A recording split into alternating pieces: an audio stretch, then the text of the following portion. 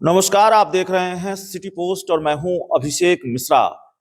बिहार के मुख्यमंत्री नीतीश कुमार लगातार भारतीय जनता पार्टी के बड़े नेताओं के सामने या यूं कहें कि प्रधानमंत्री नरेंद्र मोदी के सामने, जेपी नड्डा, अमित शाह के सामने बार बार ये कह रहे हैं कि हमसे गलती हो गई 2 बार, अब हम इधर उधर नहीं होंगे। अगर बिहार कांग्रेस के प्रदेश अध्यक्ष अखिलेश सिंह की माने तो 14 बार नीतीश कुमार ने इस बात को दोहराया है कि 2 बार हमसे गलती हो गई, अब हम इधर उधर नहीं होंगे। सवाल यह है कि नीतीश कुमार क्या वाकई इधर उधर नहीं होंगे? नीतीश कुमार ने अब से कुछ महीने पहले ही कहा था, जब वो बीजेपी के साथ आ गए उसके कुछ महीने पहले ही कहा था मर जाना पसंद है, लेकिन बीजेपी के साथ जाना पसंद नहीं है। और जेडीयू के तत्कालीन राष्ट्रीय अध्यक्ष ललन सिंह ने तो यहां तक कहा था कि हमारी party JDU Nitish Kumar BJP की तरफ वो करना भी पसंद नहीं करेंगे। उन्होंने जो कहा था हम उसको दोहराना नहीं चाहते हैं, वो सही शब्द नहीं है। तो जाहिर तौर पर सवाल यही है कि क्या वाकई नीतीश कुमार भाजपा के साथ नहीं जाएंगे, और तब भी नहीं जाएंगे जब मुस्लिम संगठनों की तरफ से नीतीश कुमार को लगातार धमकी मिल रही है। वक्फ संशोधन अधिनियम बिल को लेकर भारतीय जनता पार्टी के साथ कितनी दूर तक चल पाएंगे इस बिल की वजह से नीतीश कुमार? भाजपा के साथ दोस्ती कब तक रहेगी? मुस्लिम पर्सनल लॉ बोर्ड ने धमकी दी है कि हम वो हैं जो जाएंगे तो आपको भी ले जाएंगे, आप हमारी हमारी वोट से मुख्यमंत्री बने हुए हैं और मुश्किल वक्त में हमारा साथ नहीं दीजिएगा तो फिर खामियाजा भुगतना पड़ेगा। ऐसे वक्त में ये धमकी आई है जब बिहार में विधानसभा के उपचुनाव हो रहे थे, और बहुत वक्त नहीं है बिहार विधानसभा चुनाव में। 2025 में विधानसभा चुनाव है और 2025 की दहलीज पर हम सब खड़े हैं। 2025 आने वाला है, 1 महीने के बाद 2025 में हम सब पहुंचेंगे। 2025 जो चुनावी साल है उसकी शुरुआत हो जाएगी। हमारे साथ हमारे एडिटर सर हैं श्रीकांत प्रत्युष सर। चर्चा इसी पर होगी कि क्या नीतीश कुमार वाकई पाला नहीं बदलेंगे, और फिर मुस्लिम संगठनों की जो धमकी है नीतीश कुमार की, क्योंकि एक संगठन मुस्लिम पर्सनल लॉ बोर्ड का मामला नहीं है, वो जमीयत उलेमा हिंद ने भी इसी तरह की चेतावनी नीतीश और नायडू को दी है।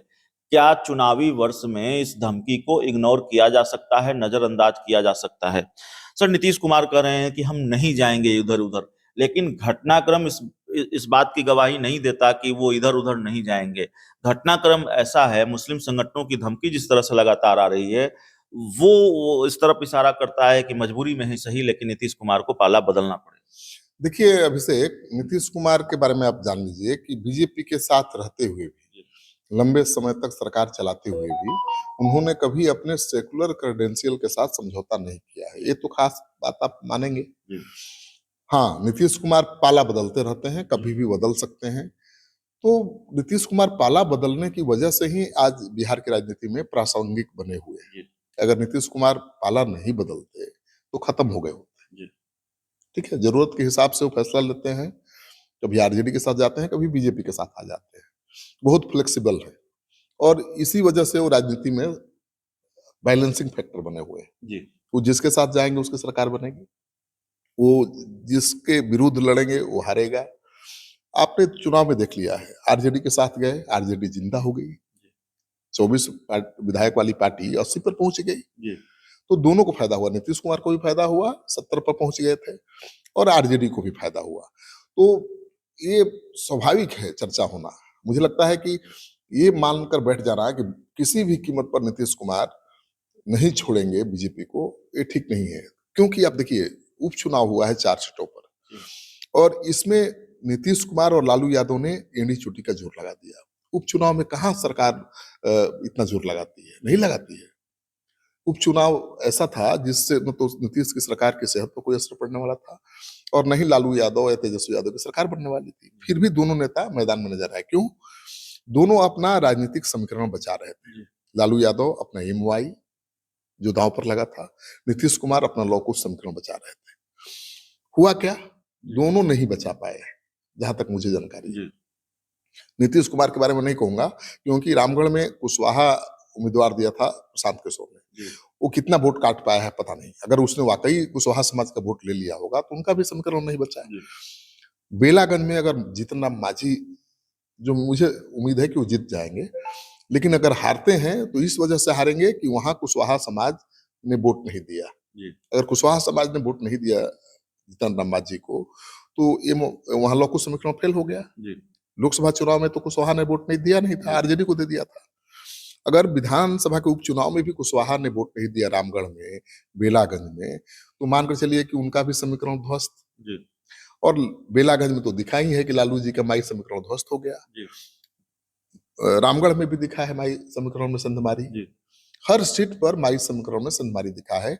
और इसका मतलब साफ है, संदेश है कि मुस्लिम अब केवल लालू के पक्ष में गोलबंद नहीं है, वो नीतीश के पास भी आ सकता है। बेलागंज में थे ऐसे जी मुसलमान जो कह रहे थे कि हम जेडीयू को देंगे, जी हम विकास को मुद्दा बना रहे हैं।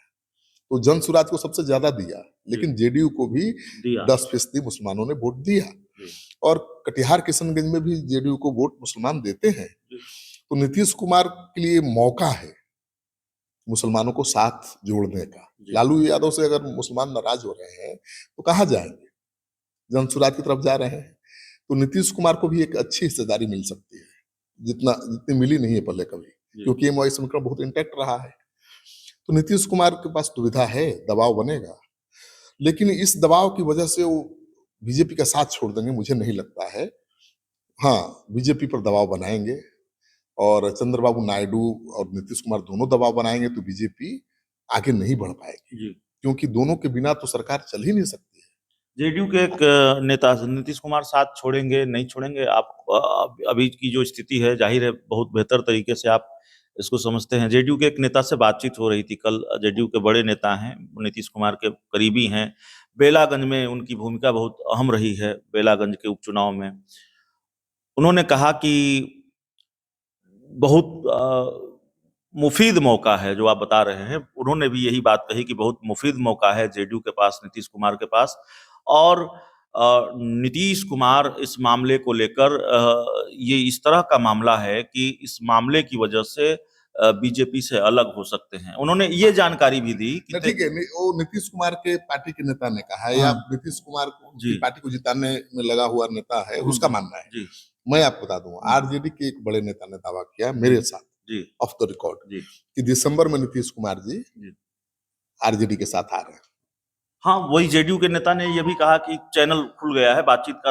अब आरजेडी के एक बड़ा नेता जी जिस पर आप भरोसा कर सकते हैं, वो जी कह रहा है कि दिसंबर में 22 दिसंबर के बाद नीतीश जी महागठबंधन के साथ होंगे। तो दोनों ओर से दावे किए जा रहे हैं, और परिस्थिति भी वैसे ही बन रही है। और सबसे बड़ी बात यह है अभिषेक कि जेडीयू के पास सबसे बड़ी चुनौती क्या है, पार्टी को बचाने की। पार्टी बची रहेगी तब तो अल्पसंख्यक आएंगे या कोई दूसरा जाति का वोट आएगा उनके पास। नीतीश कुमार आखिरी पारी खेल रहे हैं, उनकी सेहत को लेकर भी विपक्ष लगातार सवाल उठा रहा है, और उम्र तो हो ही गई है। और नीतीश कुमार की पार्टी में भी ये मांग उठती रही है कि नीतीश कुमार को अपना उत्तराधिकारी चुन लेना चाहिए। जी अभी तक नहीं चुना है। ठीक है, मनीष वर्मा को आगे बढ़ा दिया है, पार्टी के संगठन का पूरा जिम्मेवारी वही संभाल रहे हैं, लेकिन वो एक आईएएस अधिकारी हैं और भरोसेमंद हो सकते हैं नीतीश कुमार के, जी लेकिन नीतीश कुमार के राजनीतिक वारिस नहीं हो सकते। जी बिहार की जो और परंपरा है, बहुत पॉलिटिकल साउंड भी नहीं है। बिहार के जो वोटर्स हैं, जी उनका जो उनकी जो मानसिकता है वो क्या है। जी अब देख लीजिए कि रामविलास पासवान के भाई नहीं बन पाए उनके उत्तराधिकारी, चिराग पासवान को ही माना। जी लालू यादव ने तो किसी को बनाया ही नहीं, जी कोशिश ही और नहीं इस की। मामले में परिवारवाद जैसी कोई चीज नहीं होती, वोटर जो है बहुत आसानी से स्वीकार कर लेते हैं नेता लालू को। यादव के बेटे तेजस्वी को यादव अपना नेता मान चुके हैं ना, बिल्कुल रामविलास के बेटे चिराग पासवान को पासवान नेता मानता है ना। बिल्कुल तो नीतीश कुमार के जो समर्थक हैं वो नीतीश कुमार के बेटे को, परिवार के लोगों को ही अपना उत्तराधिकारी मानेंगे, नीतीश कुमार को उत्तराधिकारी मानेंगे। जी वो दूसरे को नहीं मानेंगे। जी अशोक चौधरी नंबर 2 पर हो सकते हैं, और भी मनीष वर्मा नंबर 2 की जगह ले सकते हैं, 2 की जगह ले सकते हैं, लेकिन वो नंबर 1 की जगह नीतीश कुमार की जगह नहीं ले सकते।